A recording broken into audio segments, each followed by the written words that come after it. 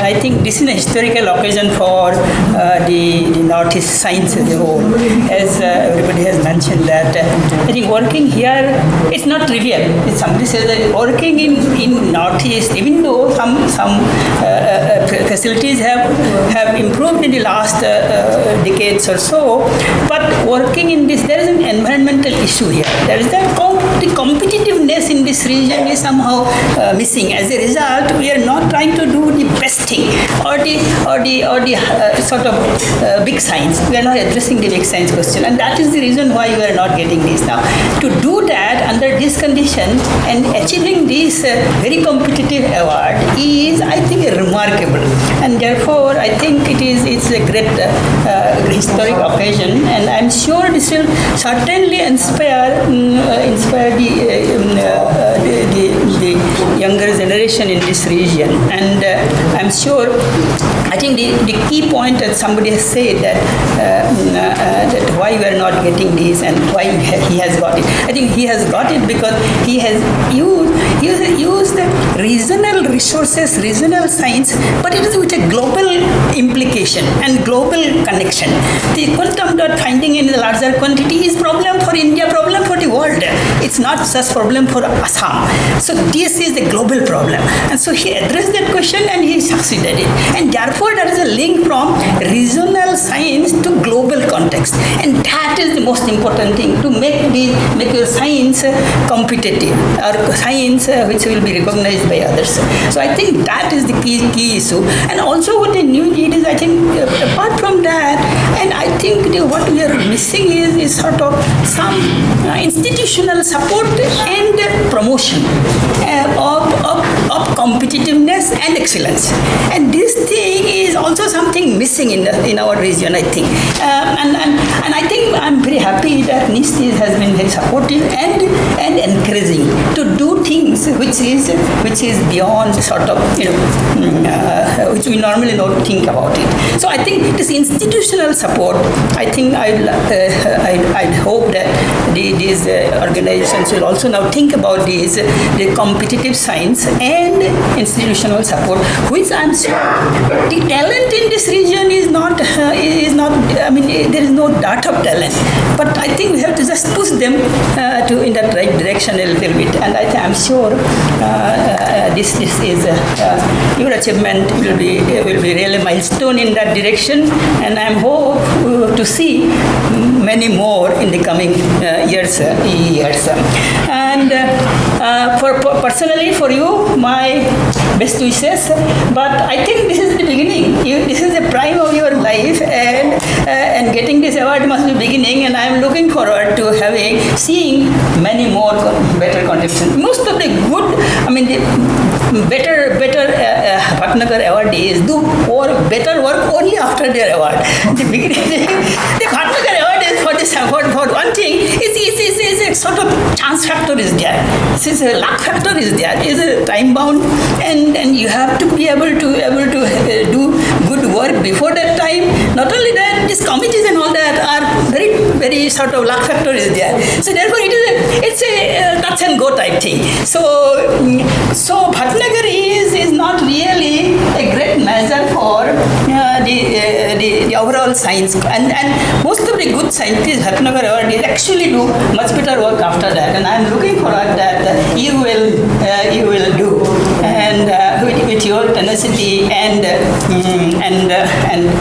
competitiveness, I'm sure you will achieve that, and we are looking forward to that. With that, wish you all the best.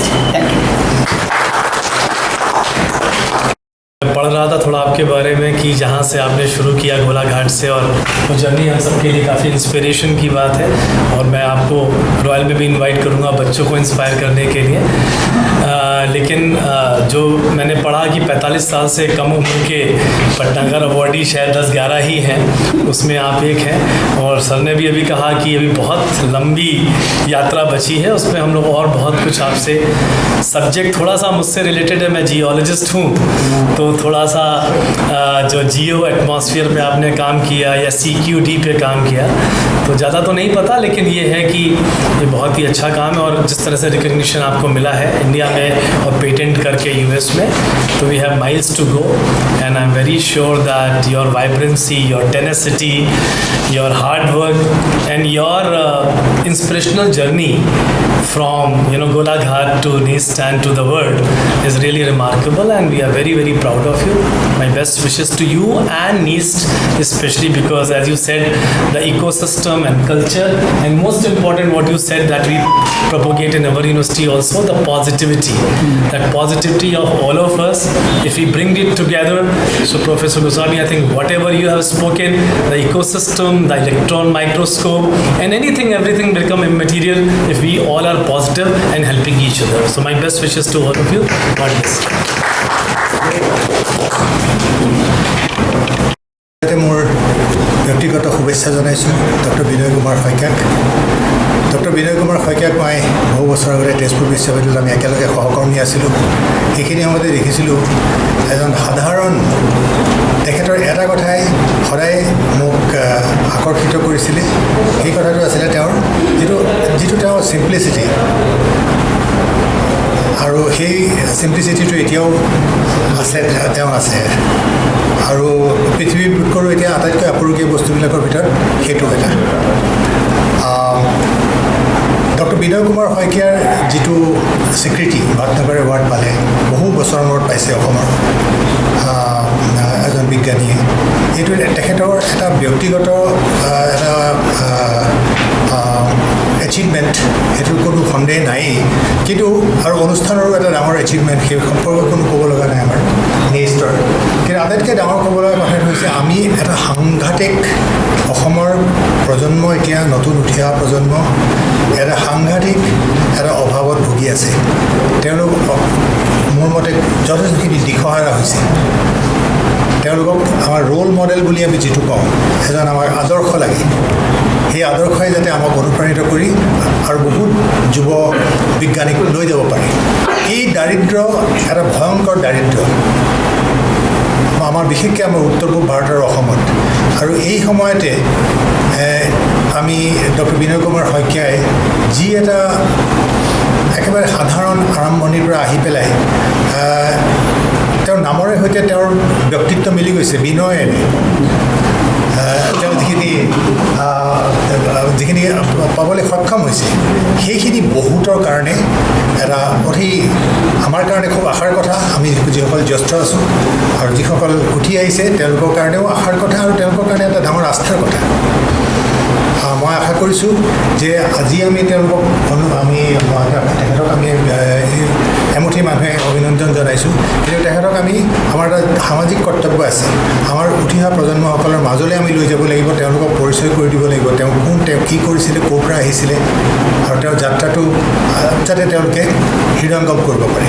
আমি Assam royal global ইউনিভাৰ্চিটিত মই আছোঁ এতিয়া, আমি তেখেতক এখন পঢ়ি আমি চিঠি এখন দিছোঁ, পাইছে চাগে।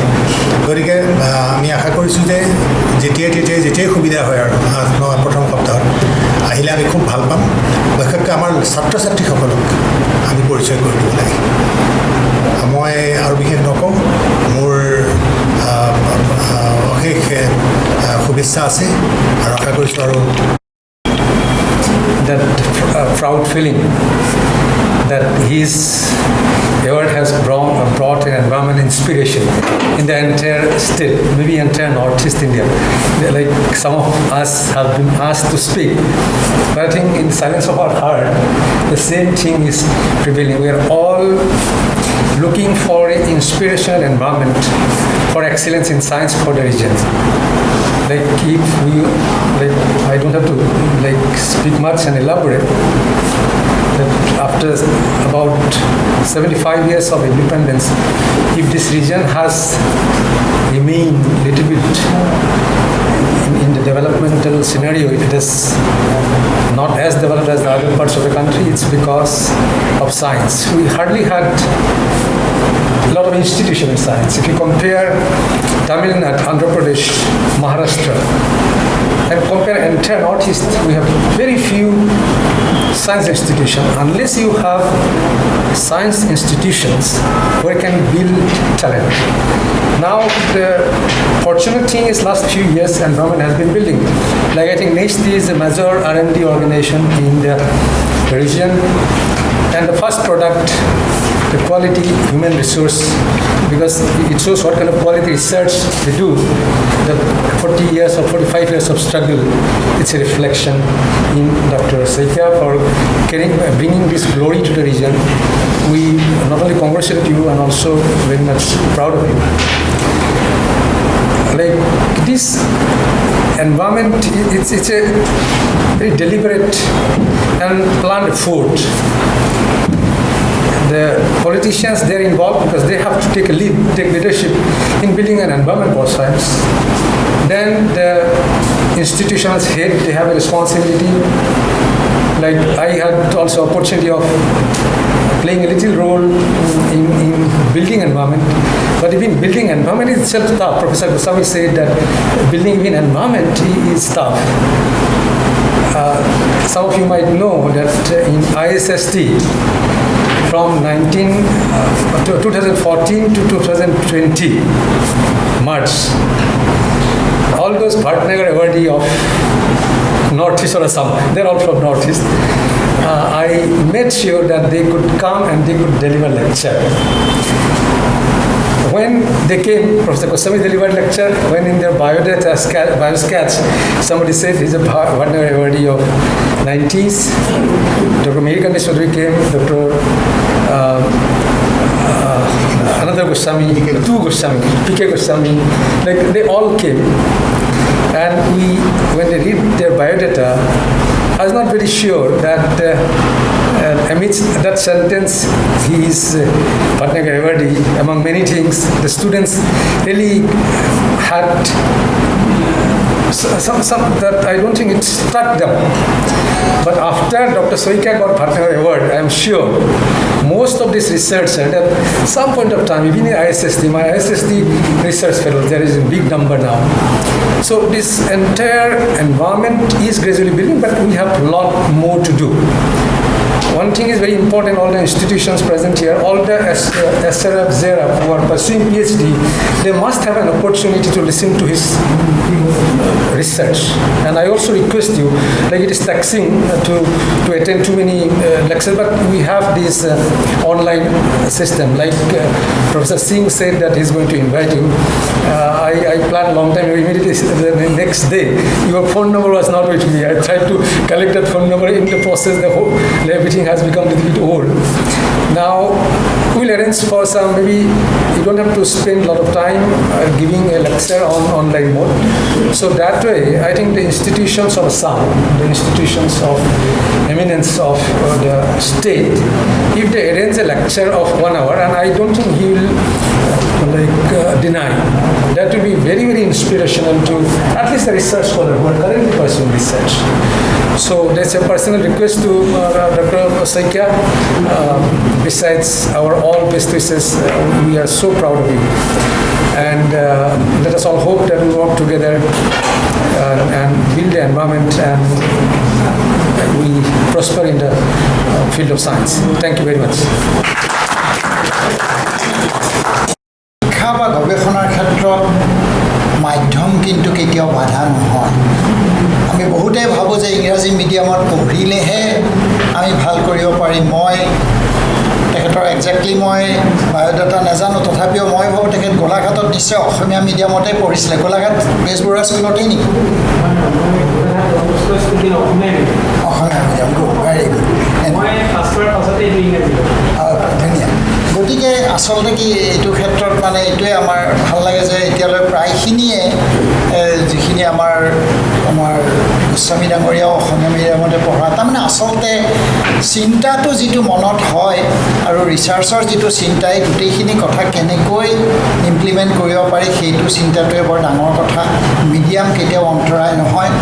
আৰু মই ভাবোঁ আমি সকলোৱে আচলতে যিখিনি ভাল ল'ৰা ছোৱালী যদি আপোনালোকে যদি পুৰণাখিনি প্ৰায়খিনিকে চায় প্ৰায়খিনি কিন্তু নিজৰ মাতৃভাষাতেই শিকা আছিল গতিকে এইটো এটা বৰ বিশেষকৈ আমাৰ উঠি অহা প্ৰজন্মক আমি এইটো জনাব লাগে যে ইংৰাজী মিডিয়ামত পঢ়িলেই যে ভাল হ'ব তাৰ কোনো মানে সেইটো এটা নিশ্চয়তা নাই তেখেতে যিখিনি কাম কৰিছে মই ভাবোঁ মই এইকাৰণে আজি আৰু অকণমান আৰু সুখী যে তেওঁ গোলাঘাটৰ পৰা পাছ কৰা অহাৰ পিছত তেওঁ BSc তাত পাছ কৰি তেওঁ MSc পঢ়িছিলে মই বৰ্তমান যিখন ইনষ্টিটিউটৰ উপাচাৰ্য তেওঁ কটন কলেজতে তেওঁ MSc পাছ কৰি তাৰপিছত তেওঁ বাকীখিনি কাম কৰিছে তেওঁ MSc in chemistry from cotton college at that time গতিকে তাৰ এলুমনাই হিচাপে মই তেখেতক উপাচাৰ্য হিচাপে তেখেতক মই সম্ভাষণ জনাইছোঁ আৰু আশা কৰিছোঁ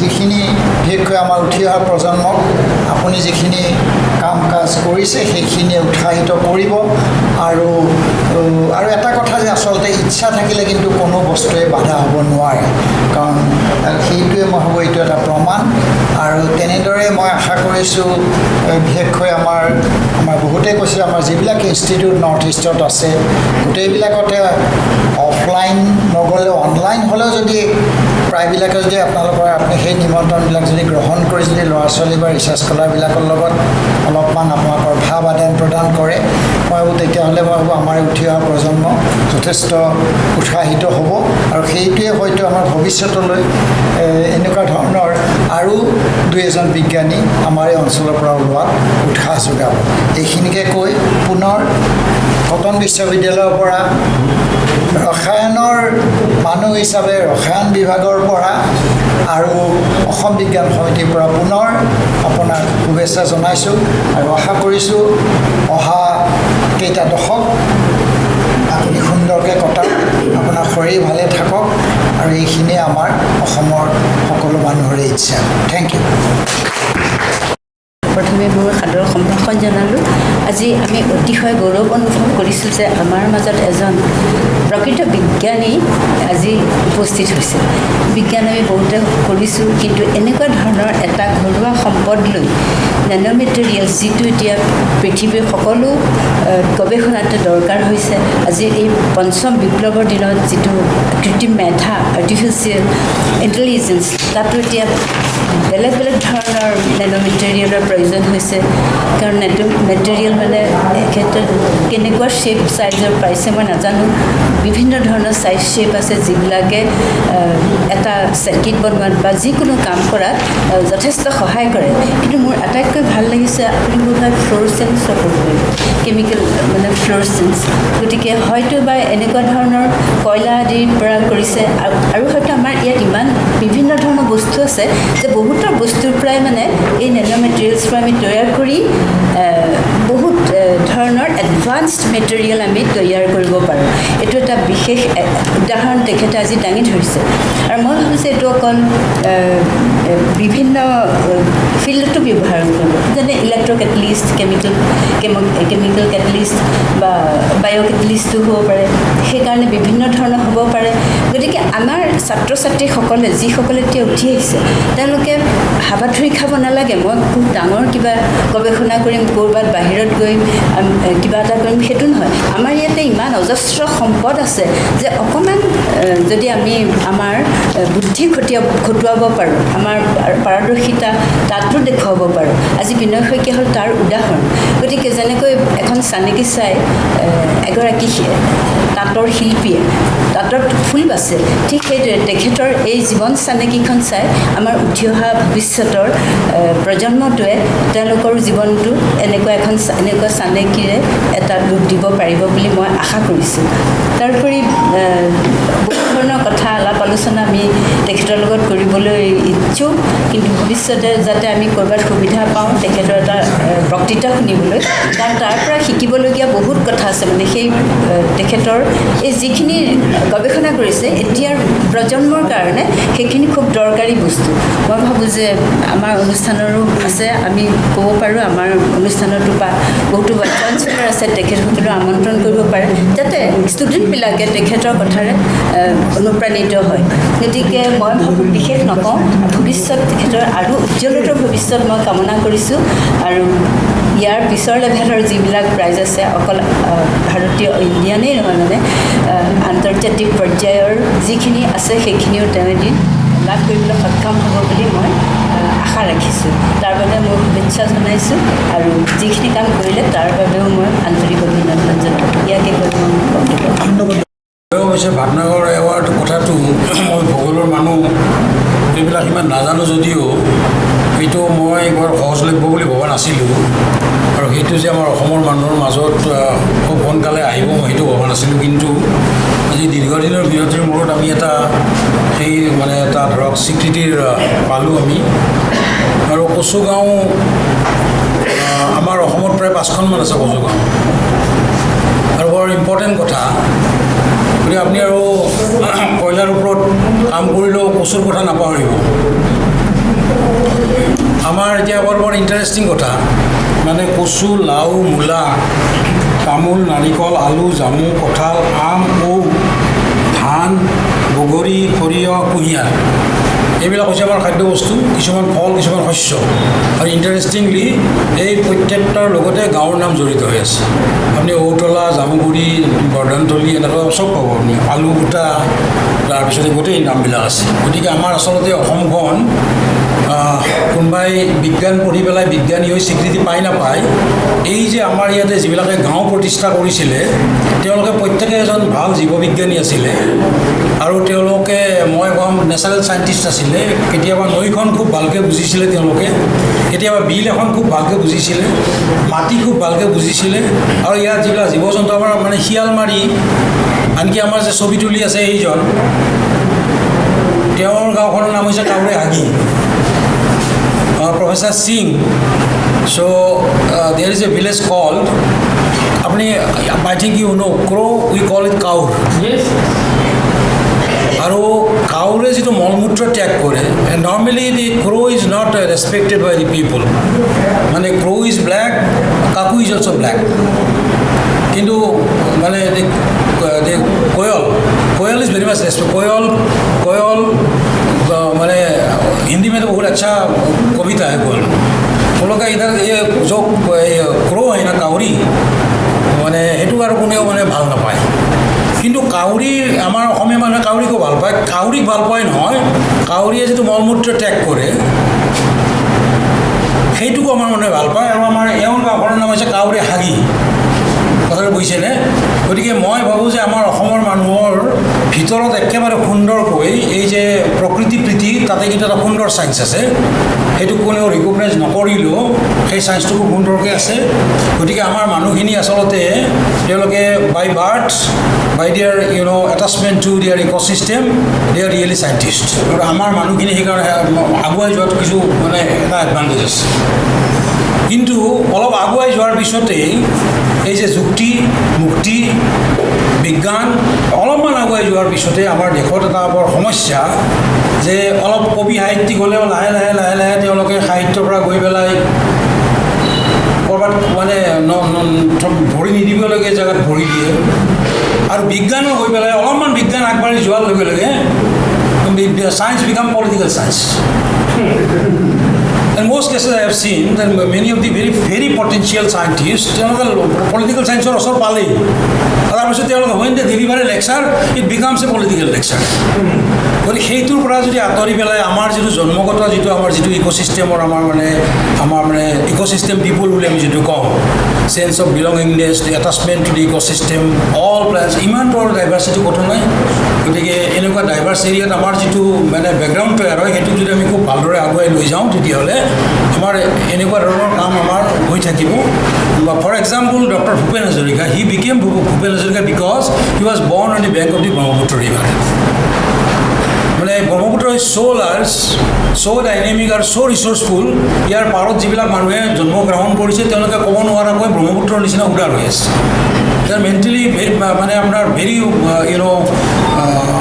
একমডেটিভ they're very wide, and always they respect others. That kind of situation is there because we are on the bank of the river Brahmaputra.